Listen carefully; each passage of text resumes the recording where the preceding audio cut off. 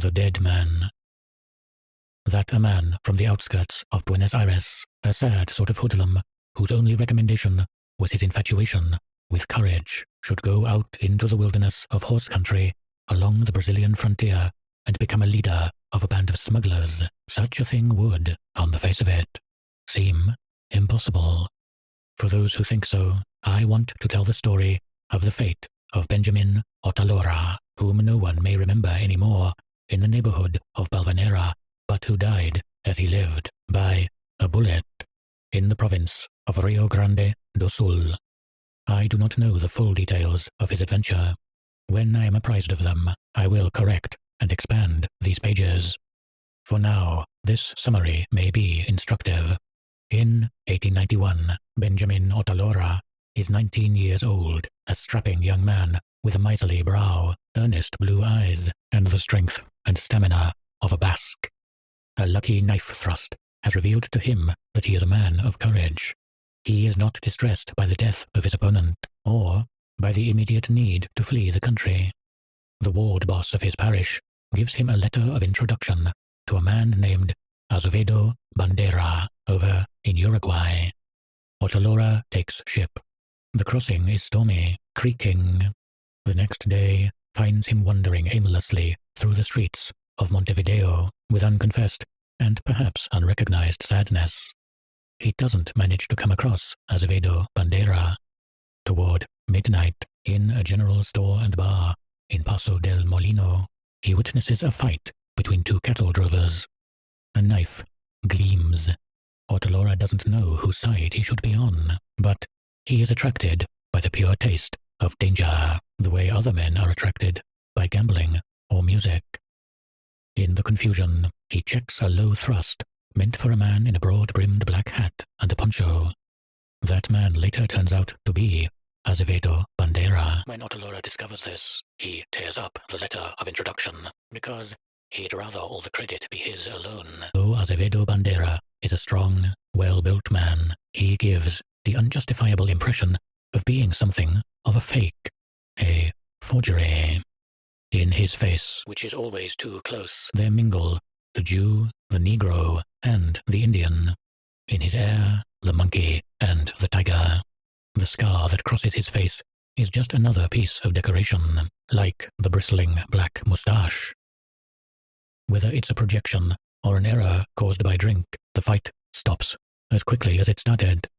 Otalora drinks with the cattle drovers, and then goes out carousing with them, and then accompanies them to a big house in the old city. By now, the sun is high in the sky.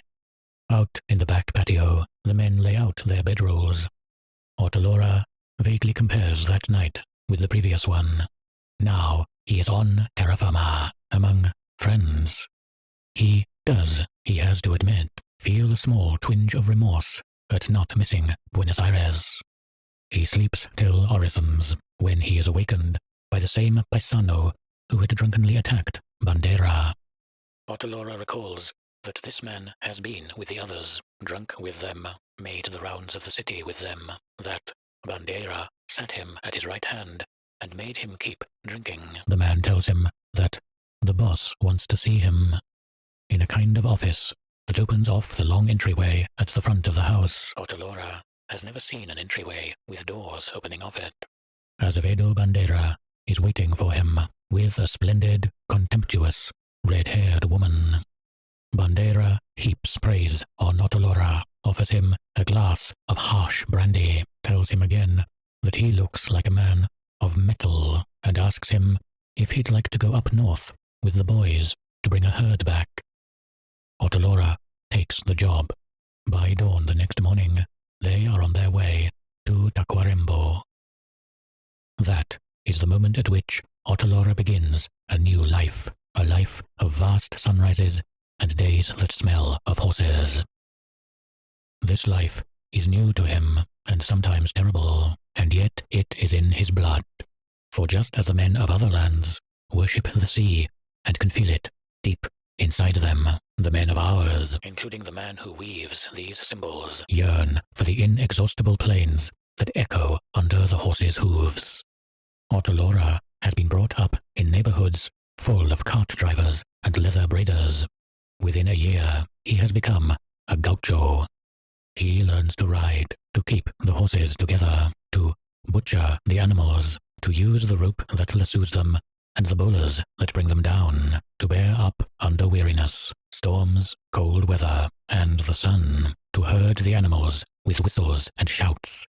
Only once during this period of apprenticeship does he see Azevedo Bandera, but he is always aware of his presence, because to be a banderaman is to be taken seriously, in fact, to be feared, and because, no matter the deed of manly strength or courage they see done, the gauchos say Bandera does it better. One of them says he thinks Bandera was born on the other side of the Quarem in Rio Grande do Sul. That fact, which ought to bring him down a notch or two in their estimation, lends his aura a vague new wealth of teeming forests, swamps, impenetrable and almost infinite distances. Gradually, Otalora realizes that Bandera has many irons in the fire, and that his main business is smuggling. Being a drover is being a servant. Otalora decides to rise higher, decides to become a smuggler. One night, two of his companions are to cross the border to bring back several loads of brandy. Otalora provokes one of them, wounds him, and takes his place. He is moved by ambition, but also by an obscure loyalty. Once and for all, he thinks, I want the boss to see that I am a better man than all these Uruguayans of his put together. Another year goes by before Otalora returns to Montevideo. They ride through the outskirts, and then through the city, which seems enormous to Otalora. They come to the boss's house. The men lay out their bedrolls in the back patio. Days go by, and Otalora hasn't seen Bandera. They say, timorously, that he's sick. A black man takes the kettle and mate up to him in his room. One afternoon, Otalora is asked to carry the things up to Bandera. He feels somehow humiliated by this, but derives some pride from it, too. The bedroom is dark and shabby. There is a balcony facing west, a long table with a gleaming jumble of quoits and bullwhips, cinches, firearms, and knives, a distant mirror of cloudy glass. Bandera is lying on his back, dozing and moaning some. A vehemence of last sunlight spotlights him. The vast white bed makes him seem smaller and somehow dimmer. Otalora notes the grey hairs, the weariness, the slackness, and the lines of age. It suddenly galls him that it's this old man that's giving him their orders. One thrust, he thinks, would be enough to settle that matter. Just then he sees in the mirror that someone has come into the room. It is the red-headed woman. She is barefoot and half-dressed, and staring at him with cold curiosity. Bandera sits up, while he talks about things out on the range and sips mate after mate. His fingers toy with the woman's hair. Finally, he gives Otalora leave to go. Days later, they receive the order to head up north again. They come to a god-forsaken ranch, somewhere that could be anywhere in the middle of the unending plains. Not a tree, not a stream of water soften the place. The sun beats down on it from first light to last. There are stone corrals for the stock, which is long-horned and poorly. The miserable place is called El Suspiro, the Sigh. Otalora hears from the peons that Bandera will be coming up from Montevideo before long. He asks why, and somebody explains that there's a foreigner, a would-be gaucho type, that's getting too big for his britches. Otalora takes this as a joke, but he's flattered that the joke is possible. He later finds out that Bandera has had a falling out with some politico, and the politico has withdrawn his protection. The news pleases Otalora. Crates of firearms begin to arrive. A silver washbowl and pitcher arrive for the woman's bedroom, then curtains of elaborately figured damask. One morning, a somber-faced rider with a thick beard and a poncho rides down from up in the mountains. His name is Ulpiano Suarez, and he is Azevedo Bandera's Capanga, his foreman. He talks very little, and there is something Brazilian about his speech when he does. Otalora doesn't know whether to attribute the man's reserve to hostility, contempt, or mere savagery, but he does know that for the plan he has in mind, he has to win his friendship. At this point, there enters into Benjamin Otalora's life a sorrel with black feet, mane, and muzzle. Azevedo Bandera brings the horse up with him from the south. Its bridle and all its other gear is tipped with silver, and the bindings on the saddle are of jaguar skin. That extravagant horse is a symbol of the boss's authority, which is why the youth covets it, and why he also comes to covet, with a grudge-filled desire, the woman with the resplendent hair.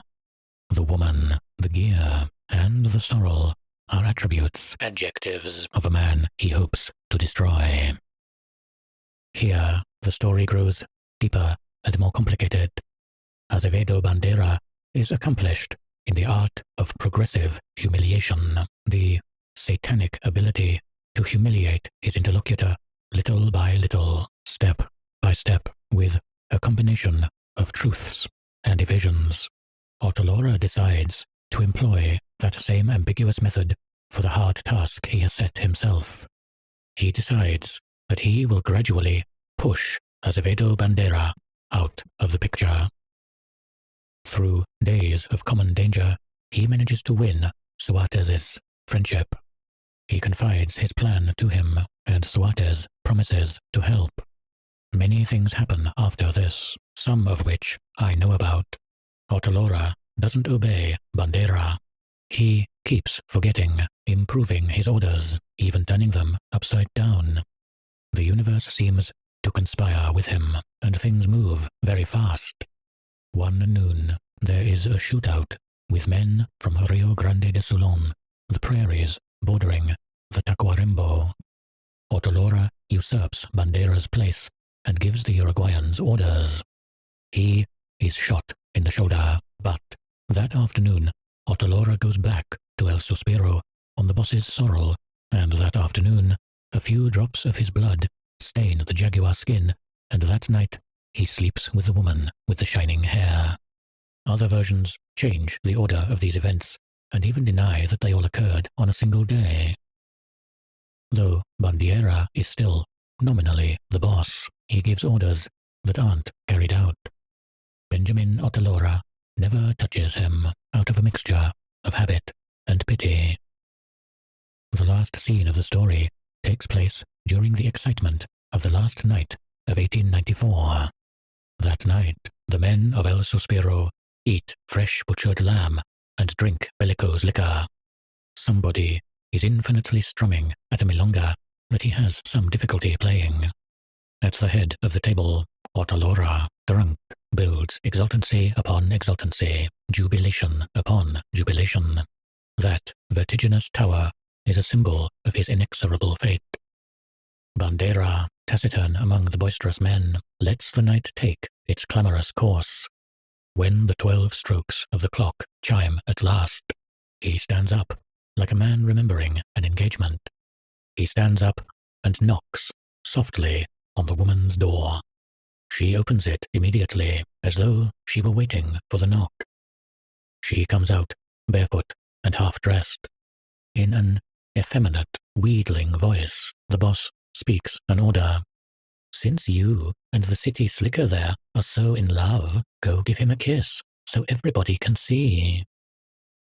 He adds a vulgar detail. The woman tries to resist, but 2 men have taken her by the arms, and they throw her on top of Otalora. In tears, she kisses his face and his chest. Ulpiano Suarez has pulled his gun. Otalora realizes, before he dies, that he has been betrayed, from the beginning that he has been sentenced to death, that he has been allowed to love, to command and win, because he was already as good as dead, because, so far as Bandera was concerned, he was already a dead man. Suarez fires, almost with a sneer.